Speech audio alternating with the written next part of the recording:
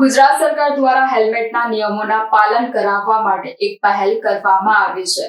ગુજરાત રાજ્યના તમામ સરકારી કર્મચારીઓ અને અધિકારીઓ માટે હેલ્મેટ પહેરવું ફરજિયાત છે, જે નિયમ આજથી લાગુ થશે. 11 ફેબ્રુઆરી 2025 થી એટલે કે આજથી સરકારી અધિકારીઓ અને કર્મચારીઓએ ફરજિયાતપણે હેલ્મેટ પહેરવું પડશે તેવું જાહેરનામું ગુજરાત સરકાર દ્વારા બહાર પાડવામાં આવ્યું છે.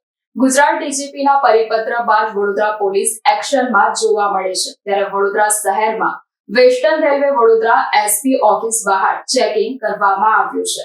આ સાથે જ વડોદરા રાજકીય રેલવે પોલીસ સ્ટેશન ખાતે પણ ટ્રાફિક પોલીસ દ્વારા હેલ્મેટનું ચેકિંગ કરવામાં આવ્યું છે.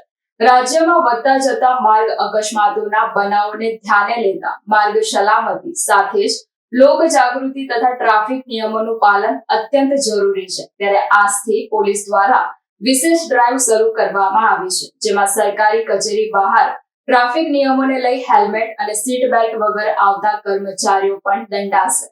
ગુજરાત સરકાર દ્વારા હેલ્મેટના નિયમોનું પાલન કરાવવા માટે એક પહેલ કરવામાં આવી છે. ગુજરાત રાજ્યના તમામ સરકારી અધિકારીઓ અને કર્મચારીઓ માટે હેલ્મેટ પહેરવું ફરજિયાત છે. આ નવો નિયમ આજથી જ લાગુ છે. તમામ શહેરોમાં આજથી ટ્રાફિક પોલીસ દ્વારા સરકારી કચેરીની બહાર ચેકિંગ કરવામાં આવી રહ્યું છે. 11 ફેબ્રુઆરી 2025 થી એટલે કે આજથી સરકારી અધિકારીઓ અને કર્મચારીઓએ ફરજિયાતપણે હેલ્મેટ પહેરવું પડશે તેવું જાહેરનામું ગુજરાત સરકાર દ્વારા બહાર પાડવામાં આવ્યું છે. ગુજરાત ડીજીપીના પરિપત્ર બાદ વડોદરા પોલીસ એક્શન મોડમાં જોવા મળી છે. ત્યારે વડોદરા શહેરમાં western railway Vadodara SP office બહાર ચેકિંગ કરવામાં આવ્યું છે. આ સાથે જ વડોદરા રાજકીય રેલવે પોલીસ સ્ટેશન ખાતે પણ ટ્રાફિક પોલીસ દ્વારા હેલ્મેટનું ચેકિંગ કરવામાં આવ્યું છે. રાજ્યમાં વધતા જતા માર્ગ અકસ્માતોના બનાવોને ધ્યાને લેતા માર્ગ સલામતી સાથે લોક જાગૃતિ તથા ટ્રાફિક નિયમોનું પાલન અત્યંત જરૂરી છે. ત્યારે આજથી પોલીસ દ્વારા વિશેષ ડ્રાઈવ શરૂ કરવામાં આવી છે, જેમાં સરકારી કચેરી બહાર ટ્રાફિક નિયમોને લઈ હેલ્મેટ અને સીટ બેલ્ટ વગર આવતા કર્મચારીઓ પણ દંડાશે. જેથી આજથી સરકારી કર્મચારીઓ અધિકારીઓએ પણ ફરજિયાતપણે હેલ્મેટ પહેરવું પડશે.